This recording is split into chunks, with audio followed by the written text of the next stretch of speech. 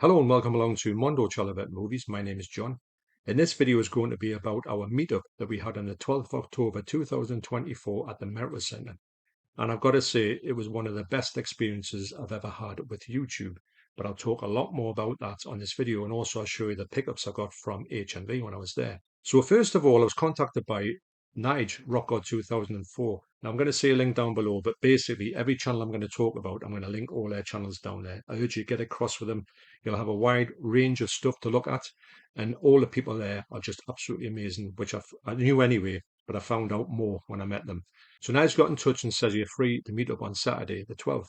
And I was like, wow, I've actually got a week off then. So that was brilliant, because obviously I went to see Nige the week before when I went to see in Edinburgh.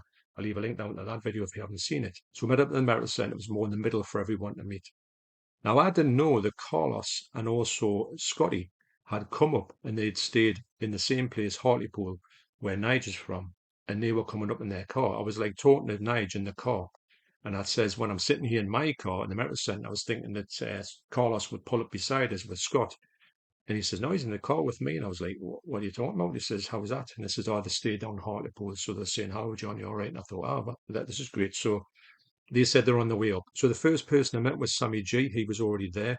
And we were chit chatting about this and that. And I said, I've just spoken to Nige, and Nige is coming over with the lads, and also Laura, his wife. So Sam said that Mike, Cinema Axeman, and also Andy, Forgotten World of Movies, were coming as well. And he said, I don't know where they are, but they should be here soon. Just as he said that, they walked through the door. And I tell you what, I mean, I've met Sam quite a few times. And this was the first time I've spoken to Mike and Andy quite a lot on live streams and, chit chat and all that. But to see these guys coming in the flesh was really quite, it was just a bit like it blows you away, because you've seen these people for a lot of times talking on the TV, and here they are in the flesh coming over. So we shook hands and all that and embraced. And I say this all the time, but it's so great when you're talking to people who are on the same wavelength as you. And by that, I mean that they like the same sort of things that you do. And it's not when you're standing in front of a group of people and then you come up and say, hey, guess what? I got the new Friday the 13th movie. And they just look at you and think, so what? But anyway, we had a good chat and all that. And then who comes in but Laura, Carlos, Scott, and Nige. And I mean, we were having fun, but that's when the fun started, because as you know, Nige and Laura are really quiet, aren't they? They're very quiet. And it was just, we had hugs and all that type of thing. And it was just, and I was just blown away. So again, I met Laura, and obviously I've known Laura for a bit. Deborah knows Laura from way back, and Nigel, I see Nigel all the time, and we were, having this and that. But the people I hadn't seen in this group were Carlos and Scott. To see them as well, when you see them in the flesh, these people, and you just think this is just so mad. It seems surreal, actually, if I'm honest, that you're talking to these people that you've looked at and admired their videos for a long time, and then they're finally here. And there's loads of things that you like to say to people, but you just don't really say in comments because it might be just too long. But you had the chance to say everything you wanted to say to that person, because we're just standing there. I just talk to them. I just say, "How you doing?" It was so great. This is what I say when I've met quite a few channels in the past. When I met the likes of Jordan, Movie Worm, link to his channel down below. First time I met Nige, the first time I met Sam. It's so it's so wild when you do that. But anyway, this was just a huge thing happening all at once. And the best thing about it was that we all took the time out to talk to each other. It wasn't a thing where you thought, oh, I wish I'd talked to this person, or I never got a chance to talk to this person. We had a chance to like break off and have like chats with somebody when we went to HMV and CX, and we could just chew the fat with that certain person. Now, you could pick up things that that person liked, or you could talk about the things that they were looking at. It was great to see these people looking on the shelves and see what they were looking at. And I was dead interested to see like what Andy was looking at, because Andy, he owns a million movies. And I said to him, I says, there'd be nothing in here that you haven't got. And he says, well, not much.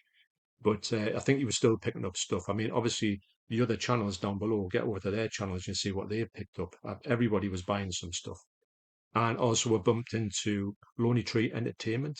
Stephen Monkey Mason, linked to his channel down below, because he works in the Gateshead Metal Centre. More about that in a minute. So, first of all, I went to CX to see if there's anything there. Personally, I didn't pick anything up from there, but I think a certain few people picked some things up. But then we went to HMV and we spent a while in CEX, but we spent forever in HMV, which is brilliant. It's one of the best things to do, like I say, to stand there with anyone who likes movies, to talk movies or films, Nige, to talk films with the people who are there. You get lost in it. You know, I could imagine if Deborah was standing outside, she would come in with a rolling pin and say, "Get out of there," because you've been there about 6 hours, and you think, "No, I've just been here about 10 minutes." You just get lost in that world. Actually, saying that, I've got some exclusive video here. Look at me grafting with all these YouTubes behind us, just watching look at movies. I do love it when the movie gang meetup crews come in here, but it's like the Miley Cyrus song that came in like a wrecking ball because the buy so much. You're like, all right, you know, came in like filling gaps everywhere. So back in HMV, Stephen Monkey Mason come up and says, "Yeah, one of these." So a fella called Joey Witt, signed by him actually. Now he had been in the shop. I think he'd been playing a set in the shop. I'll leave a link down to that video down below when Stephen Monkey Mason took the video of him playing in the shop. It's like more like an acoustic, like I'm going to say like a bluesy acoustic type of setup. And there's some stuff of him playing the Clooney, which is in Newcastle. So I'm not sure if he's local or not. He doesn't sound like he's on the songs, but you know, some people don't sound like Geordie's on the songs that much. But this was quite good, and I thought, wow, this is just so generous to give us this CD. So that was from him. And also, if you do go to the Merit Centre, and I was telling the lads about this because I didn't know about this, there's a big picture, a big sort of, like I'm going to say, mural, for want of a better word, and it's of a Tyrannosaurus Rex, and it's at the back of the shop, and it's drawn in a Sharpie. You wouldn't know that, but when you look at it, you think, oh yes, I can see that. But this fella comes in, he draws these things with Sharpies, and he's absolutely brilliant.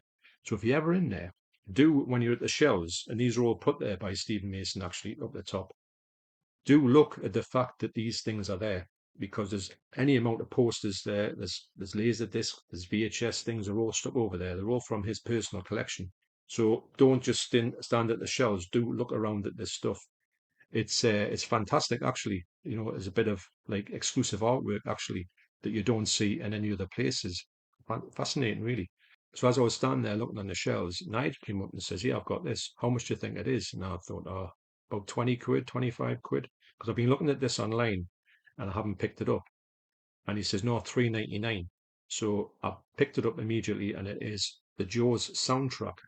It is the Jaws Collector's Edition soundtrack. Got a booklet in there.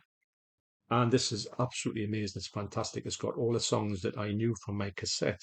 But I was saying to Nige, I said, there's one song in it. It's song 2 on the cassette, Chrissy's Death. And I'd said, "Is this on here?" And he said, "Yes, it is. But the version I like, it is on here. It's on the part of that one. You do hear it, but it's got a different kind of, I'm going to say it's not remixed. And that was my favorite track on the cassette. And I would love to get that back on vinyl. It would be amazing. But it's not really on here, but all the other songs I remember off here. It's got some extra songs that I've never heard before, or things off the movie. So yeah, this is absolutely brilliant. But I'll leave a link to Chrissy's Death down below if you want to hear, because I think it's absolutely brilliant. But you don't hear it on the soundtrack. It was really odd that it was on this cassette. I haven't got the cassette anymore because I would like to look back through it and see what it was all about. But anyway, but this is an amazing addition to the collection, and the Jaws soundtrack is one of the best soundtracks ever. So as I was looking across the shelves to pick something up, I looked and I found this one. The Inspector Wears Skirts, Not Squirts, 3. I thought I have just got to get these. And when I see these ones, this was 14.99, and I see them and I think, right, I'm going to pick them up, because I had such a blast with the first one, even though Cynthia Rothrock was in it, but she was only in it for maybe 10 minutes, but she was great in it. She's not in any of the other ones, which is a bit of a disappointment. But I had a blast with the other characters in there, which I will say it's more like a comedy. It's a bit like Police Academy in a way, for the fact of these people getting into this police squad, and they have comedic adventures, and I do think there's a lot of good martial arts in here as well. So I was really, quite enamored by the first one. So I thought, I've got the second one previously, so I thought I'll get the third one when I saw it there, because sometimes when you go, you don't see the slips of these. You either see them all the time, or you see them not when you want them, you can't find them. So as soon as I see these on with slips, I got it immediately. So the picture quality in here is really nice. It does have an English dub on as well if you don't want to watch it with subtitles on. And The artwork in here is absolutely just sensational, but I do like the series, and I was really glad to pick that up. So that's The Inspector Wears Skirts 3. So after we'd all had something to read, it was time to say goodbye, unfortunately. But I'm sure we're going to do this many times in the future. And I just want to reiterate the fact that this was just one of the best things for me that's ever happened. And it was just so great to see these people in real life, and they're exactly like they are on their channels. There's nothing different about them at all. They're such nice people, and I had, it was just a great time. It's hard to say that. It's funny when you haven't seen these people before. You know them, but you haven't seen them before. But when you see them, it's as if like you've known them all your life, which sounds a bit strange, but it's true. That's the way it is. And it's just like-minded people going somewhere, having a good time, talking about everything and anything, and enjoying each other's companies. And it was just sensational. I can't wait to do it again. Hello, Nige. Hello, John. Hello, Nige. I'll get you in for you. Hello, John. Are you alright? I'm married. That's good. We're going round the clan. Hello, mate. You alright? Alright, yeah. That's good. Hello, Andy. Hey, John. How are you doing? Hey. Hello, John. The voice. You know Hello, what, Scott. mate? Hello. Hello. There's where's Laura? She gone? She gone? She is having a fag. A fag. A fag. All right. Yeah. It's been a good day, lads, hasn't it? It has. It's been amazing. It has. Yeah. We'll have to do it again very soon. It's been an awesome day, mate. Absolutely loved it. 10 out of 10? Yeah. Yeah, it's up to a 10 out of 10. You had to. And we've all stuffed one big fat easily. Well, some of us have. Anyway. Actually, I probably get more in there than I would in there, you know. Because you're an animal. Because you're an animal. I wouldn't say I'm an animal. That's the wrong thing to say. Cheeky bastard. I don't know. John, Cheeky bastard. it's been... Anyway, so here's the next time, lads. Or not. Students jump through. Right, so see you next time. Ta-ta, mother truckers. Right. Bye, everyone. Bye-bye. Bye. See you later. So on the way out, I was walking out with Carlos, and he said to us, here. He said, have that. And I went, I couldn't believe what he gave us. He gave us this. Django on 4K. Now, we've been in HMV, and he said to us, have you seen this movie? And I says, well, actually, I have seen it way back when, but I'm really interested in getting on 4K, but I'm just waiting for it to come down in price a little bit. Yeah. So that was that. And he said, oh, it's a great film. I said, yeah, what I remember of it from a long time ago, I remember it was really good. And I just love this type of thing, especially the fact that Quentin Tarantino is one of his favorite films. And it was on the top of my list. Obviously, the Arrow one had come and went, and I saw this one. I thought, I will pick that one up. Now, when Carlos passed this across to me, I was like, I couldn't believe this. The generosity of that is just unbelievable. Now, I have watched this. I need to watch I want to talk more about this film because there's a lot to talk about this. I want to mention it in another video. And I will say, though, the picture quality on here, if you're thinking about getting it, the picture quality on here is mind-bending. This film's from 1968, and apart from the fact you can kind of tell it's from the 60s because of the way that all spaghetti movies, to me, spaghetti western movies, they do have a similar look.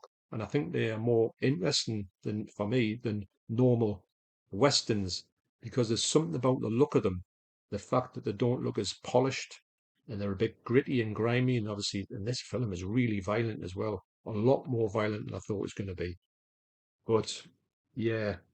Just an absolutely sensational gift from Carlos. Numbered there, limited edition. It's just, is that upside down? It's just amazing that Carlos did this, and I just can't thank you enough, Carlos, if you're watching this. I can't thank you enough for this. Like I say, I will mention this on a different video because there's a lot to talk about in this one. But the short answer is, if you're thinking about it, pick it up. I mean, it's a great set as well. But yeah, well, blown away. Couldn't believe it at all. So unfortunately, after about 5 or 6 hours, the day came to an end. It was just it was great to have it. But when you were driving, I drove Sammy G home, well, back to Whitley Bay, and then he went back to Blythe. I was thinking, wow, this is so, I don't know, it's really hard to describe the fact that you're thinking, I just wanted it not to end, put it that way. I want this to say, right, well, we're going to stop tonight and we'll reconvene tomorrow. I know that Carlos and Scott did do that with Nigel next day. I wish I could have done that, but yeah, it was great, and I do cherish this day, and I can't wait for it all to happen again. I'm sure it'll happen again soon because we had too much of a good time for it never to happen again, and it is going to happen again. I know it is. So, last of all, as we're going away, the previous week, like I said about this time we went to Edinburgh, Nigel said it was always going to bring us something, but I forgot it. But I'll bring it for this the meetup. So when he went to car and he got it, I was like, I couldn't believe that he was actually giving it to us, and he gave us the Pulp Fiction soundtrack. And this is, I mean, he's opened it, but it's still brand new. The disc in here, obviously, is just immaculate, as is the everything about it. Now, I've listened to this, and Quentin Tarantino was one of the first people to use kind of these really old, obscure songs, but he uses them in exactly the right places. Now, when I listen to this, there was one song in here, Jungle Boogie, that really stood out. It's just the quality of this recording is absolutely incredible. I was really amazed at by how much I was enjoying it, but that Jungle Boogie really stood out. It just played just to perfection. So I want to thank Nige and Laura once again for thinking of me and passing this across to me because it's one of my favourite soundtracks, as is Joe's. So yeah, what can I say? What a day, what an adventure, what a time, what a great bunch of people. I urge you to get all of their channels down below. They are some of the nicest blokes you will ever meet on any form, anywhere. And I want to thank everybody personally for this meeting. I had such a good time. I want to thank Sammy G, Mike, Andy, Laura, Nige, Carlos, and Scott for a great day. And I can't wait to do it again. So thanks for watching. You take care, especially you guys, and I'll see you on the next video. Cheers.